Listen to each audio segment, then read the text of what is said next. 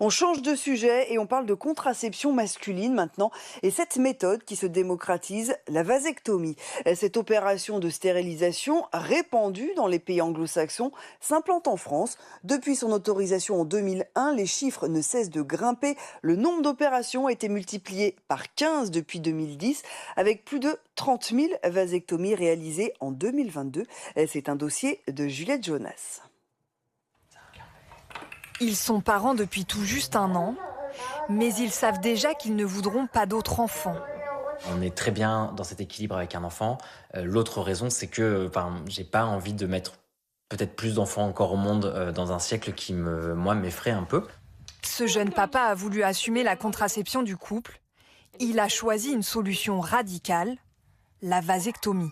Quelque part, c'était pas très juste de se dire que c'est aux femmes de penser à la contraception constamment et les hommes en général s'en soucient quand même assez peu. À partir du moment où j'étais clair avec l'idée qu'un enfant dans ma vie c'était bien et que j'en voudrais pas d'autres, je voyais pas pourquoi il faudrait que je trouve des solutions réversibles en fait. Je suis moins radicale peut-être qu'Edouard sur ce côté certain. C'est peut-être pour ça aussi que c'est plutôt Edouard qui fait une vasectomie que moi qui fais une opération. Je trouve que ça devrait être une évidence que ce soit posé dans tous les couples. Ces trentenaires ont longtemps cherché un moyen de contraception fiable. Pour les hommes, le choix est limité. La vasectomie s'est donc imposée. Après un délai obligatoire de 4 mois de réflexion, Édouard Marchal peut être opéré. On est toujours d'accord sur la vasectomie. Pas de sujet. Est-ce que vous avez mis du sperme en banque? Non.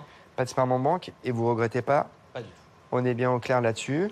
Sous anesthésie générale, l'opération va durer une trentaine de minutes à peine. Et grosso modo, une intervention comme ça, c'est un bistouri, 2 pinces, un ciseau. Le chirurgien sectionne au niveau des testicules les canaux dans lesquels les spermatozoïdes passent. L'acte n'aura aucune incidence sur les fonctions urinaires et sexuelles. Le plaisir est le même, l'orgasme est le même, l'érection est la même. Rien ne change à la vie sexuelle du patient. Petit à petit, la vasectomie trouve sa place en France. En 12 ans, le nombre d'interventions a été multiplié par 15. Les hommes faisaient une vasectomie parce qu'ils ne voulaient pas faire d'enfants à leur maîtresse. Et aujourd'hui, c'est plus du tout ça. Aujourd'hui, les hommes qui veulent faire une vasectomie, c'est des hommes qui ont pris conscience que la charge mentale de la contraception doit être partagée. Un choix plus facile aujourd'hui qu'il y a 12 ans. Les 2 princesses, mes 2 filles, mon épouse actuelle. Déjà père de 2 enfants, Jean-François Gallon se remarie en 2012 et se tourne alors vers la vasectomie. Un parcours du combattant à l'époque. Moi, je découvre un univers quasi clandestin. Pas énormément de chirurgiens qui la pratiquent, ou en tout cas, l'information est difficile à trouver. Une décision qu'il a eu du mal à faire accepter à ses proches. Les copines, ça va, mais alors les copains, mais n'importe quoi. Je crois que dès qu'on touche au phallus du mâle, là, on arrive dans des sphères très irrationnelles, je trouve.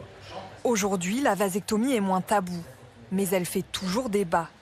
Quelques heures après son opération, Édouard Marchal retrouve ses parents. Sa mère comprend son geste. C'est plus compliqué pour son père.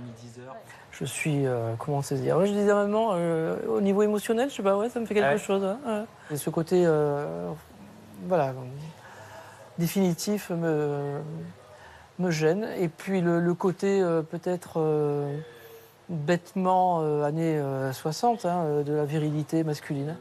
Dans certains cas, en fonction du type d'opération choisie, la vasectomie peut être réversible. Mais très peu d'hommes changent d'avis.